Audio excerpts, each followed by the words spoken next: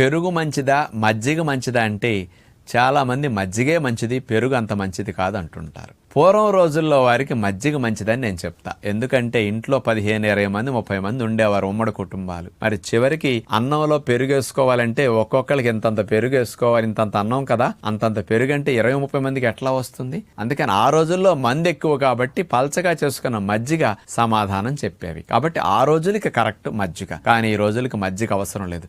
ఇంట్లో ఉన్నది 2-3 లేదా 4.